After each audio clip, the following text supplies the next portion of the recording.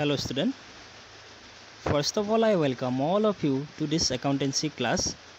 So today in this video we are going to solve the practical number 1. So আজি আমি এই ভিডিওটোত practical number 1 the profit and loss appropriation account আমি practical number 1 আমি discuss আজি solve কৰিম. So this is the question. The question to soa Joydeep and Rajdeep started a partnership business sharing profits and losses in the ratio of 3:2. কি হয় এটো আমি profit and loss appropriation account prepare কৰিম আজি এই ভিডিওটোত আৰু এই ভিডিওটোত ফাৰ্স্ট এটো কোৱেশ্চন দিছে ইয়াত কি কৈছে জয়দীপ আৰু ৰাজদীপ কি হয় মিলি প্লানি জয়দীপ আৰু ৰাজদীপ দুজন পাৰ্সন মিলি প্লানি কি হয় এখন পাৰ্টনাৰশ্বিপ বিজনেস ফাৰ্ম ষ্টাৰ্ট কৰিছে আৰু সেই পাৰ্টনাৰশ্বিপ বিজনেস ফাৰ্মখনত যিমানটো প্ৰফিট হ'ব বা যিমানটো লছ হয় হে প্ৰফিট আৰু লছৰ যেটো শেয়াৰিং ৰেশিও হে পাৰ্টনাৰ দুজনৰ মাজত শেয়াৰিং ৰেশিওটো কৈছে 3:2 মানে 3:2 ৰেশিওত প্ৰফিট হলো বা লছ হলো শেয়াৰ কৰিব যদি ফাৰ্মখনৰ প্ৰফিট হয় 3:2 বা লছ হলো 3:2 ৰেশিওতে কি হয় লছটো ডিস্ট্ৰিবিউট হ'ব ওকে নেক্সট কৈছে they contribute rupees 2 lakhs and rupees 1,60,000 respectively towards their capital আৰু কি কৈছে respectively মানে ৰাজদীপে জয়দীপে কিমান 2 lakhs জয়দীপে 2 lakhs respectively কৈছে সো জয়দীপে 2 lakhs আৰু ৰাজদীপে কি কৰিছে 1,60,000 capital contribute কৰিছে ফাৰ্মখনলৈ সো এটা কথা মনত ৰাখিবা যেতিয়া আমি কোৱেশ্চনটো পঢ়িম কোৱেশ্চনটো যে ক্লিয়াৰলি বুজি পাব লাগিব এটা সলিউশন কৰিবলৈ হলে এটা কোৱেশ্চন সলভ কৰিবলৈ হলে ফাৰ্স্ট কোৱেশ্চনটো ক্লিয়াৰলি বুজি পাব লাগিব তেতিয়া সলভ কৰিব পাৰা correctly okay so hey partner দুজনে তাৰ ভিতৰত জয়দীপে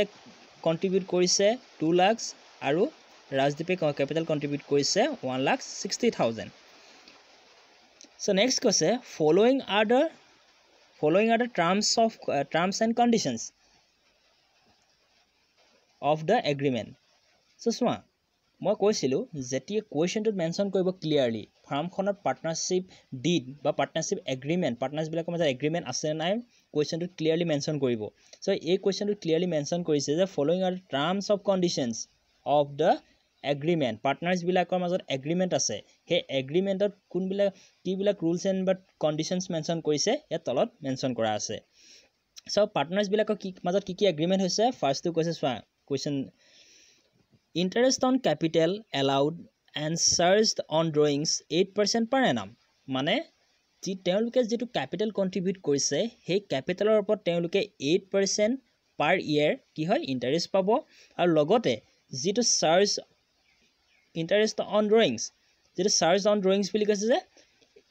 তেওঁলোকে যেটো এমাউন্ট ফাৰ্মখনৰ পৰা ড্ৰয়িংছ কৰিছে বা উইথড্ৰ কৰিছে সেই ড্ৰয়িংছৰ ওপৰতো কিমান 8% ইন্টাৰেষ্ট পাৰ্টনাৰ বিলাকে ফাৰ্মখনক দিব লাগিব সো এখানে কোৱেশ্চনটো এটা ক্লিয়াৰলি পঢ়িব লাগিব সো আমি ফাৰ্স্ট আমি গম পালো যে কি কৰিব লাগিব ইন্টাৰেষ্ট এলাউ কৰিব ক্যাপিটালৰ ওপৰত আৰু লগতে যদি পাৰ্টনাৰ্স বিলাকে ড্ৰয়িংছ কৰে সেই ড্ৰয়িংছৰ ওপৰতো 8% কি কৰিব লাগিব ইন্টাৰেষ্ট প্ৰভাইড কৰিব লাগিব বা দিব লাগিব ওকে নেক্সট তো কৈছে সোৱা Joydeep and Rajdeep are to get the monthly salary of 2,000 and 3,000 respectively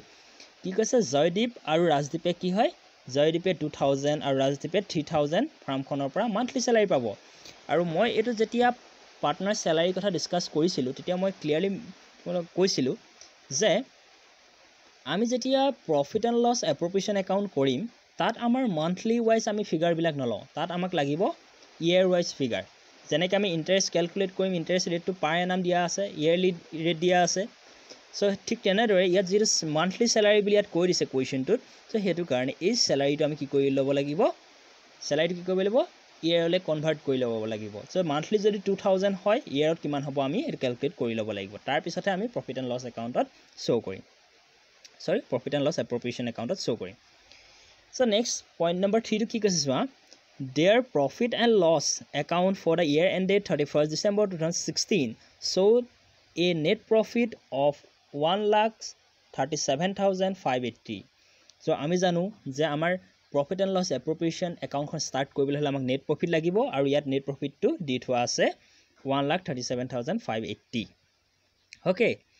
নেক্সটটো কৈছে during the year 2016 Rajdeep, Joydeep and Rajdeep withdrew cash 20,000 and 8,000 respectively for their personal use. So কি কৰিছে পাৰ্টনাৰ্ছ বিলাকে during the ইয়েৰত কি কৰিছে personal ইউজৰ কাৰণে ড্ৰয়িংছো কৰিছে withdraw কৰা মানে কি হয় ড্ৰয়িংছ so ড্ৰয়িংছ কিমান কৰিছে ৰাজদীপে কৰিছে জয়দীপে কৰিছে 20,000 আৰু ৰাজদীপে কৰিছে 8,000 clear so next কৈছে কি চোৱা on 1/10/2016 1 October 2016 কি কৈছে জয়দীপ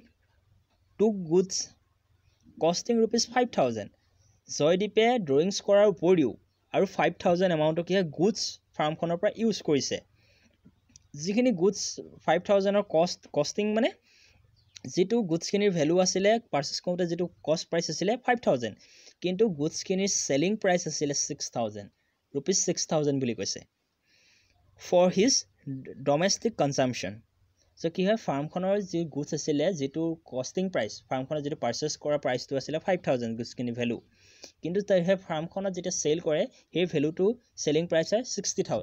6,000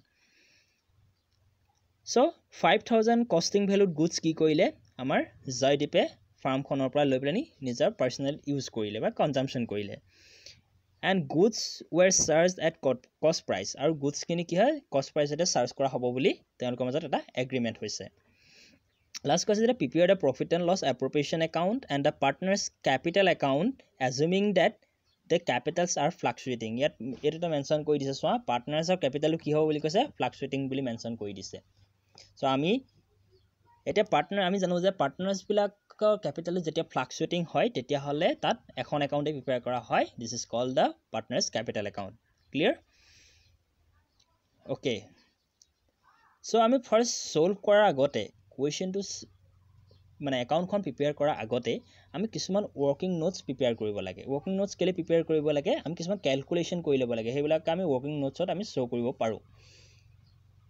সো যদি তোমালোকে ক্যালকুলেশন কৰি লোৱা তেতিয়া কি হয় ৰং হোৱা চান্সটো কম থাকে সো আমি এক্সট্ৰাকে সেপাৰেটলি ক্যালকুলেট যদি কৰি লওঁ তাৰ পিছত তাৰ পৰা নি প্লেন তাৰ যেটো টোটাল ফিগাৰ হ'ব সেই ফিগাৰটো নি প্লেন আমি কি কৰিম একাউন্টখনৰ পাৰ্টিকুলাৰ একাউন্টখন আমি পোষ্ট কৰি দিম ওকে সো আমি যদি ওয়াৰ্কিং নোটস ফাৰ্স্টৰ কথা চাওঁ calculation of interest on capital so first ইন্টাৰেষ্টৰ কথা কৈছিলে ইন্টাৰেষ্ট অন ক্যাপিটালৰ কথা কৈছিলে সো ইয়াত চোৱা ইন্টাৰেষ্ট অন ক্যাপিটাল হদাই যিমানটো ক্যাপিটাল কন্ট্ৰিবিউট কৰিছে তাৰ ওপৰত ইন্টাৰেষ্ট ক্যালকুলেট কৰা হ'ব ইয়াত জয়দীপ আৰু ৰাজদীপ জয়দীপে 2 লাখ ক্যাপিটাল কন্ট্ৰিবিউট কৰিছে আৰু 8% ইন্টাৰেষ্ট হয় 8/100 হয় নহয় আৰু তেওঁলোকৰ যেটো ক্যাপিটাল সো ক্যাপিটালটো চেঞ্জ হোৱা নাই ক্যাপিটালটো সেম আছে সো হেতু কাৰণে সে সেই ইয়েৰটো কাৰণে আমি গোটে হোল ইয়েৰৰ কাৰণে আমি কি ক্যাপিটাল ইন্টাৰেষ্টটো ক্যালকুলেট কৰিব লাগিব ক্লিয়াৰ সো হেকাৰণে আমি ইয়াত পাৰ নাম যদি হয় বা এটা ইয়েৰৰ কাৰণে যদি ক্যাপিটাল ইন্টাৰেষ্ট ক্যালকুলেট কৰা হয় তেতিয়া আমি ইয়াত আমি ইয়েৰটো বা মান্থটো শো নকৰিলেও হ'ব সো ক্যাপিটাল দিয়া আছে 2 লাখ ইনটু 8% ৰেটটো হৈছে 8% 8/100 so Joydeep hall 16,000 and next Rajdeep hol 12,800 next কৈছে the calculation of salary মই calculation of salary মই salary কথা কৈছিলো যে কোৱেশ্চনটোত salary কি হয় monthly basis দিয়া আছে সো তাক আমি কি কৰিব লাগিব yearলে কনভাৰ্ট কৰি ল'ব লাগিব 1 year কিমান salary হ'ব এটা আমি ক্যালকুলেট কৰিব লাগিব সো সোৱা কোৱেশ্চনত জয়দীপৰ salary দিয়া আছিল 2,000 per month আৰু ৰাজদীপৰ দিয়া আছিল 3,000 per month সো আমি কি কৰিলো এই salaryটো আমি yearলে কনভাৰ্ট কৰি দিলো 2,000 into 12 month থাকে per month 2,000 কে হয় নহয় so 24,000 and Rajdeepor 36,000 next soa calculation of interest on drawings so zito amount or drawings koise he drawings to upor ami ki hoy interest to calculate koribo lagibo kintu drawings ok khetra ta mono rakhibo lagibo je drawings or jibilak amar situation bilak ami pohisilu je ki drawings calculation kora method ki asile so he method ta use koribo lagibo ইয়াত যদি তোমালোকে চোৱা কুৱেশ্যনটোত ড্ৰয়িংছৰ কথা mention কৰিছে বাট কোনটো ডেটত ড্ৰয়িংছ কৰিছে সেইটো মেনশ্যন কৰা নাই just only during the year বুলি কৈছে ডিউৰিং দ্য ইয়েৰ 2016 বুলি কৈছে ইয়াত কোনো ডেট মেনশ্যন কৰা নাই সো আমি যেটো মেথড সেকেন্ড মেথডত যে আমি পাইছিলো যদি পাৰ্টনাৰ্ছবিলাকে ডিউৰিং দ্য ইয়েৰত যদি ড্ৰয়িংছ কৰে বা মানি উইথড্ৰ কৰে তাৰ যদি কোনো ডেট স্পেসিফাই কৰা নাই কোনটো ডেটত ড্ৰয়িংছ কৰিছিলে তাৰ যদি ডেটটো স্পেসিফাই বা মেনশ্যন কৰা নাথাকে তেতিয়া আমি কি বুলি ধৰিম তেতিয়া আমি এভাৰেজ এটা পিৰিয়ড that is 6 month বুলি আমি ক্যালকুলেশন কৰিম ওকে সো এইখিতে আউটা চাই লোৱা যে যেটো আমাৰ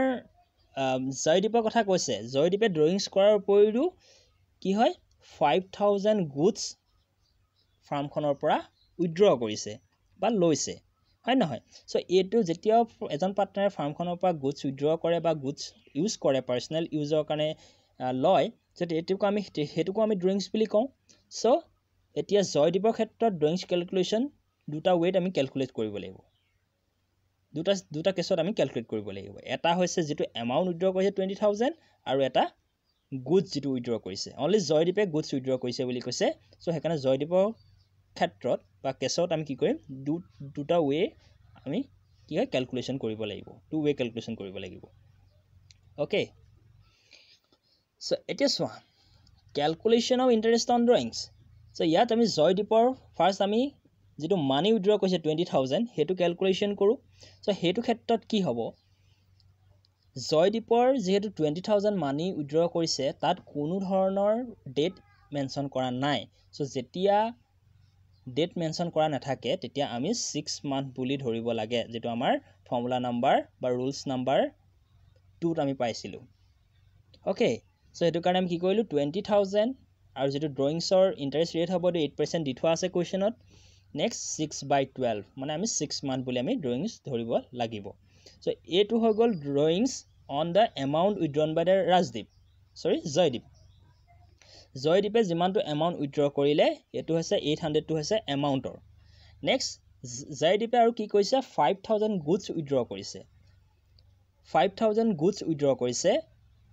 আৰু গুডছৰ ভ্যালু সেলিং প্ৰাইস আৰু কস্ট প্ৰাইস দুটাতে দিয়া আছে কিন্তু কোৱেশ্চনটো এটো মেনশ্যন কৰি দিছে যে যিখিনি গুডছ উইথড্ৰ কৰিছে সেই গুডছখিনি মানে কস্ট প্ৰাইজতে ভ্যালু কৰা হ'ব মানে তাৰ ড্ৰয়িংছ ক্যালকুলেশন হ'ব এটো কস্ট প্ৰাইজতে কৰা হ'ব তো কস্ট প্ৰাইসটো হৈছে 5000 ইনটু 8/100 ইনটু 3/12 3/12 আমি কেলে কৰিলো কাৰণ কোৱেশ্চনটো মেনশ্যন কৰিছে যে 1 অক্টোবৰত ড্ৰয়িংছ কৰিছে সো আমি যদি চাও আমাৰ ইয়াৰ এন্ডিং টু যদি চাও ফাৰ্মখনৰ ইয়াৰ এন্ডিং হ'ব কিমান 31 ডিসেম্বৰ 2016 হয় না 31 ডিসেম্বৰ 2016 ফাৰ্মখনৰ ইয়াৰ এন্ডিং হ'ব সো হেতু কাৰণে আমি অক্টোবৰ পৰা অক্টোবৰ নৱেম্বৰ ডিসেম্বৰ 3 মান্থছৰ আমি কি কৰিব লাগিব ইন্টাৰেষ্ট অন ড্ৰয়িংছ ক্যালকুলেট কৰিব লাগিব এই গুডছ টু ক্ষেত্ৰত 5000 যেটো গুডছ উইথড্ৰ কৰিছিল ইয়াৰ ডেটটো স্পেসিফাই কৰি দিছে 1/10/2016 মানে 1 অক্টোবৰ আৰু ফাৰ্মখনৰ যেটো বুকস অফ একাউন্টস বা ইয়াৰ এন্ডিং কেতিয়া হয় 31 ডিসেম্বৰ কেলে আমি গম পাল 31 ডিসেম্বৰ বুলি কাৰণ ইয়াত কৈ দিছে যে net profit of the farm is 31 December 2016 গম পাছনে সো কোৱেশ্চনটোত কৈ দিছে 31 ডিসেম্বৰ নেট প্ৰফিট বুলি সো হেকাৰণে ফাৰ্মখনৰ ইয়াৰ এন্ডিং হ'ব 31 ডিসেম্বৰ 2016 সো হেতু কাৰণে অক্টোবৰ নৱেম্বৰ ডিসেম্বৰ 3 মাহৰ কাৰণে ড্ৰয়িংছ কৰিছে সো 3 মাহৰ কাৰণে ইন্টাৰেষ্টটো ক্যালকুলেট কৰা হ'ব ইন্টাৰেষ্ট অন ড্ৰয়িংছ ওকে সো হেতু কাৰণে 5000 ইনটু ইয়াত 8% ইনটু 3/12 কৰা হল যেটো হনি 100 সো ৰাজদীপৰ টোটাল ইন্টাৰেষ্ট অন ড্ৰয়িংছ কিমান হ'ব তেতিয়া হলে 800 + 100 = 900 হৈ যাব total drawings of the interest on drawings of Joydeep next কৈছে ৰাজদীপৰ কি হ'ব ৰাজদীপেটো গুডছ এক্সট্ৰাকে গুডছ উইথড্ৰ কৰা নাই অনলি এমাউন্ট উইথড্ৰ কৰিছিলে কিমান 8000 এমাউন্ট উইথড্ৰ কৰিছিলে সো 8000 ইনটু 8/100 মানে ৰেট টু নেক্সট 6/12 6/12 ফাৰ্স্টটো লিখা সেম হ'ব কাৰণ ইয়াতো কোনো ডেট মেনশ্যন কৰা নাই সো হেতু কাৰণ আমি 6 মান্থ বুলি আমি কনসিডাৰ কৰিম সো ইয়াৰ হ'ব ইন্টাৰেষ্ট অন ড্ৰয়িংছ 320 ওকে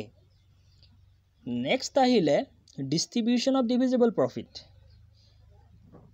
এতিয়া ডিভিজিবল প্ৰফিট ক্যালকুলেট কৰিবলৈ হলে আমি কি কৰিব লাগিব প্ৰফিট এণ্ড লছ এপ্ৰপ্ৰিয়েশ্যন একাউণ্টখন প্ৰিপেয়াৰ কৰিব লাগিব তাৰ পিছতে আমি গম পাম যে ডিভিজিবল প্ৰফিট কিমান হ'ব সো ওকে সো ফাৰ্স্ট চোৱা এখন আছে profit and loss appropriation account in the books of Joydeep and Rajdeep books of Joydeep and Rajdeep so ইয়াত যদি চোৱা पर फार्मखনৰ নেট প্ৰফিট যেটো দিয়া আছে হে নেট প্ৰফিটে দি কি কৈছে এপ্ৰপ্ৰিয়েশ্যন একাউণ্টখন স্টাৰ্ট হৈছে আমি লিখিছো by profit and loss account যেটো net profit BD profit and loss একাউণ্টখন আমাৰ এটো প্ৰফিট দেখাইছিলে আৰু সেই প্ৰফিটটো আমি প্ৰফিট এণ্ড লছ এপ্ৰপ্ৰিয়েশ্যন একাউণ্টলৈ ট্ৰান্সফাৰ কৰি দিলো ওকে নেক্সট যিবিলাক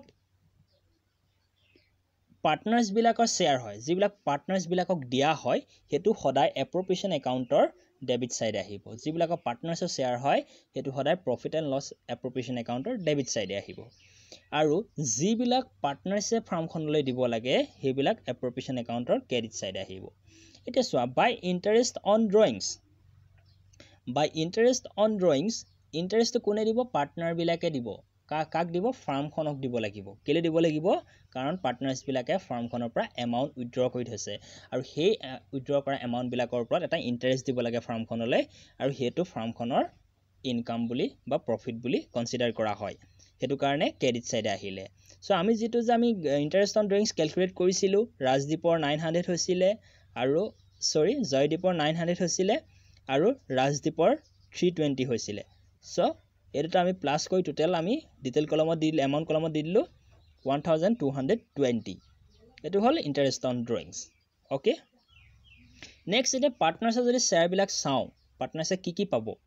সো পাৰ্টনাৰ্ছে পাব ইন্টাৰেষ্ট অন ক্যাপিটাল আমি যেটো ক্যালকুলেট অলৰেডি কৰি আহিছো জয়দীপৰ পাইছিলো 16000 আৰু ৰাজদীপৰ পাইছিলো আমি 12800 সো টোটাল কৰি প্লেন আমি এমাউন্ট কলমত দিললো 28800 next salary to the partners already আমি ওয়াৰ্কিং নোটস কৰি আহিছো ক্যালকুলেশন কৰি আহিছো তাত জয়দীপৰ স্যালাৰি হৈছিলে 24000 আৰু ৰাজদীপৰ স্যালাৰি হৈছিল 36000 টোটাল 60000 সো এইকেইটা হল পাৰ্টনাৰ্ছৰ শেয়াৰ তেওঁলোকে পাব লাগে সো পাৰ্টনাৰ্ছক his interest on capital salary বা যদি এনি কমিশন দিয়া থাকে কমিশন দিয়াৰ পিছত যেটো এমাউন্ট থাকি যাব হেতুৱে হৈ যাব ডিভিজিবল প্ৰফিট হেতুৱে কোৱা হ'ব মানে ডিস্ট্ৰিবিউটেবল প্ৰফিট বা ডিভিজিবল প্ৰফিট পাৰ্টনাৰ্ছ বিলাকৰ মাজত ডিস্ট্ৰিবিউট কৰিব পৰা যেটো প্ৰফিট হেতুকে কোৱা হয় ডিভিজিবল প্ৰফিট সো এটা ডিভিজিবল প্ৰফিটটো কেনে ক্যালকুলেট কৰিলো আমি ডিভিজিবল প্ৰফিটটো ক্যালকুলেট কৰিলো আমি টোটাল ক্ৰেডিট সাইডৰ যেটো টোটাল ব্যালেন্স টোটাল কলমত আহিছে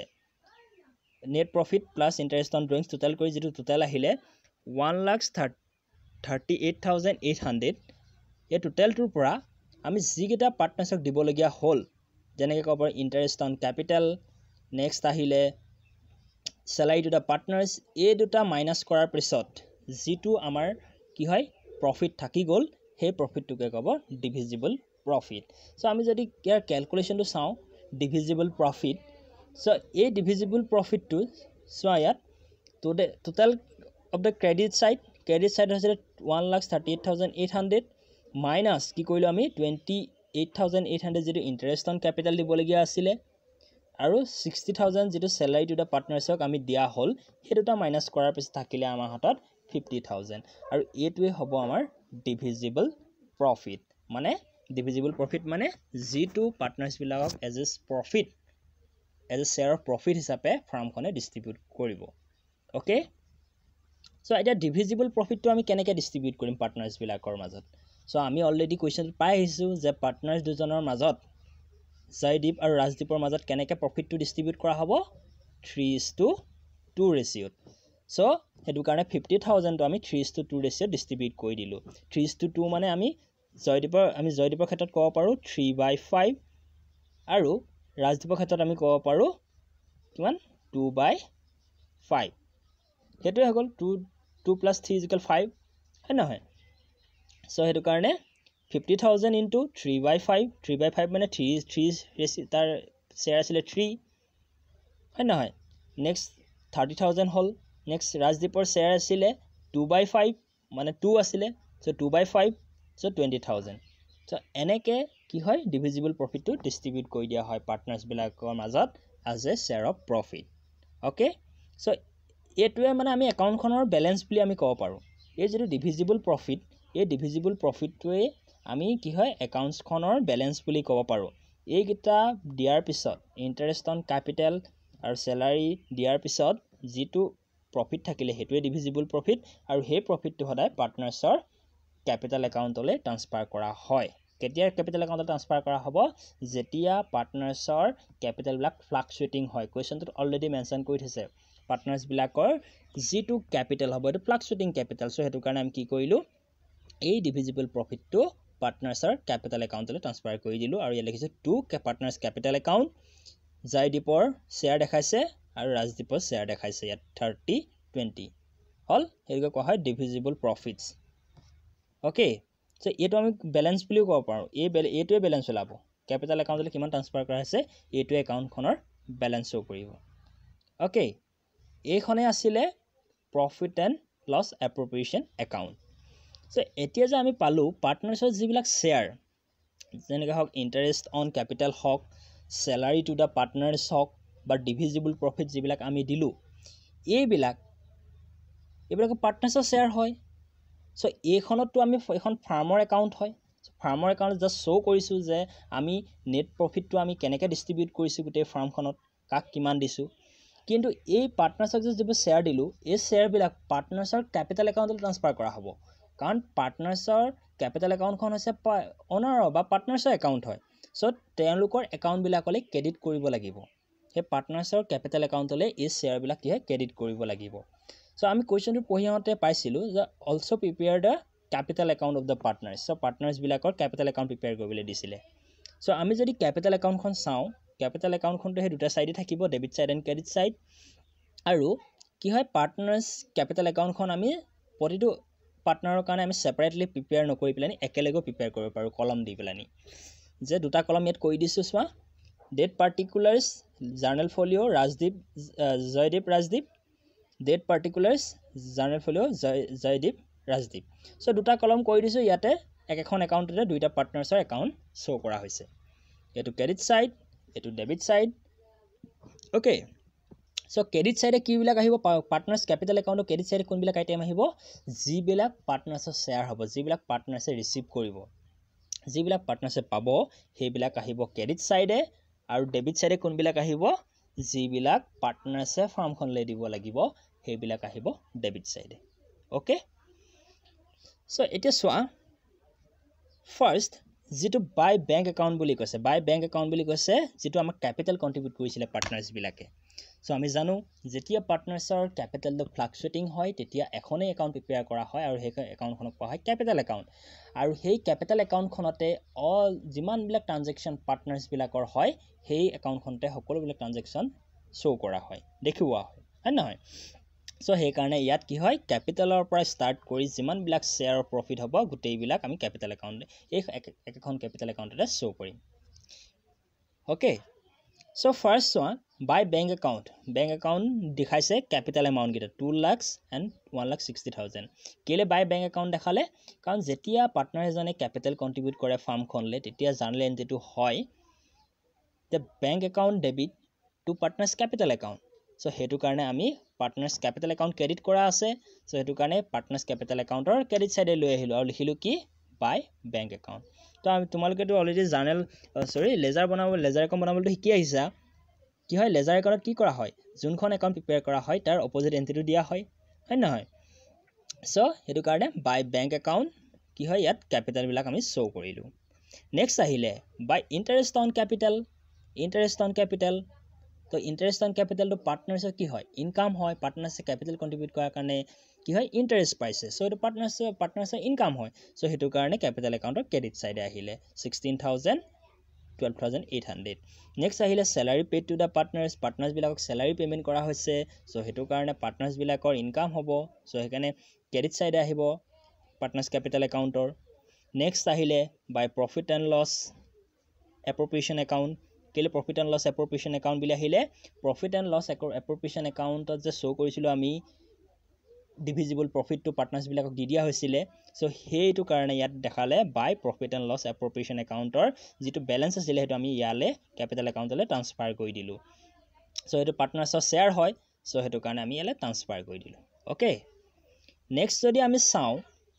ডেবিট ছাইডে কি আহিব আইটেম ডেবিট ছাইডে আহিব যিটো ড্ৰয়িংছ পাৰ্টনাৰ্ছবিলাকে যিটো ড্ৰয়িংছ কৰিছিলে এইটো কেপিটেল একাউণ্টৰ ডেবিট ছাইডে আহে ইয়াত ড্ৰয়িংছ